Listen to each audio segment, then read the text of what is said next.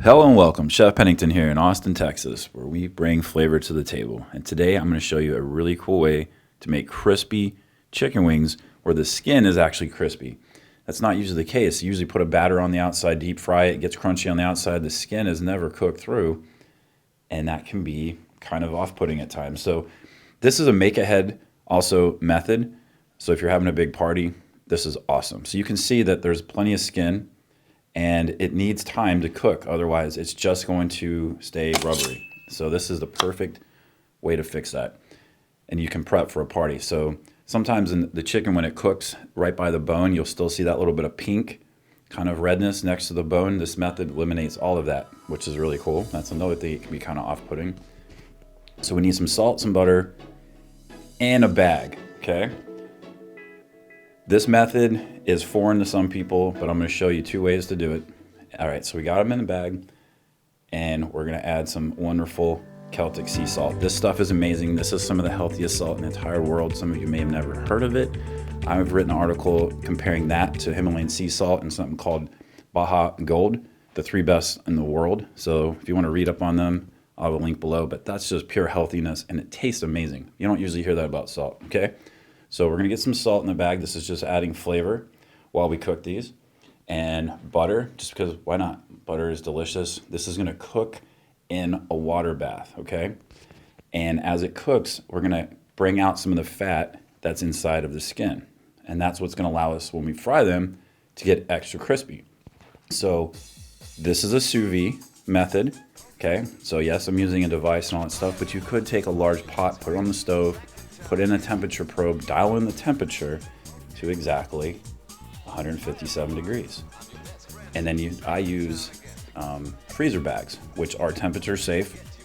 And this is it. We got the water circulating here.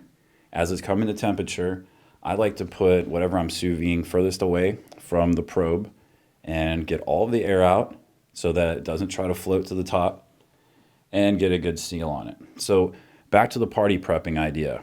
These are going to be cooked when we're done. And you can take them out of the bag, clean them, all that stuff, and then put them in the refrigerator until it's time to fry and it's party time, which is really cool because these don't take as long to cook as other regular chicken wings. So these are all done. I cooked these for 2 hours. Okay, I'm going to put it in the refrigerator. I'm going to clean out what's in the bag, put it in the refrigerator. You can put on a roasting rack to help take some of the moisture out. You do not need to add the flour. I like it just to add just a little extra crispiness on the outside. So that's paprika, that's cumin and salt. Really, really simple, kind of a standard dredge. You could add some thyme in there too if you like. I don't like using the herb because it can burn a little bit while you're frying it. So this is what we get. You can see that the skin doesn't look like that first when I showed you. The skin is tighter, and we see that was the original. And it's just, we got rid of the fat. Essentially, when we cooked it in the sous vide, it was doing something called confit. We call it confit, which is essentially cooking in its own fat, which sounds gross, but it's a really good thing. It keeps all the flavor in. We love flavor. So here we go. You can use whatever oil you like. I use peanut oil because that is what's delicious. If you go to Chick-fil-A, that's what makes their stuff so great. They take the time to use the more expensive oil. Okay, so we want to get this up to temperature. You can test one just to see if it's ready to go or not. You could add a little extra flour. So after I flour these, I let them hang out in the refrigerator for just a little bit so that the flour could hydrate just a little bit into the chicken wing. But you could just flour it and start frying. It just sticks a little better if you flour it, then put it in the fridge just for a little bit until it's time to go. So that did not take very long to cook. Those were in there for maybe like 90 seconds, maybe 2 minutes, something like that.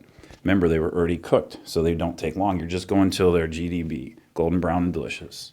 So here are some that were not sous vide. You can see how it's just exploding. That's the same oil, everything's the same. That's all the moisture that's coming out of those chicken wings that we got rid of by pre-cooking them or cooking them sous vide style.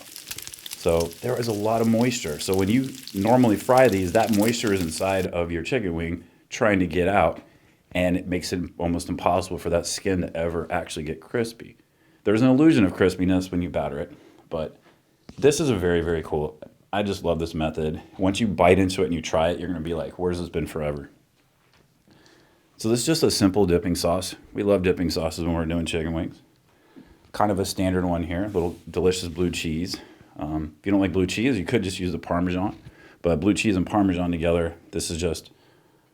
After I had done this, I kept that sauce around and was putting it on everything. Just eating it with chips was amazing. But at this point, these chicken wings are pretty much done. Okay, now let's take a look here.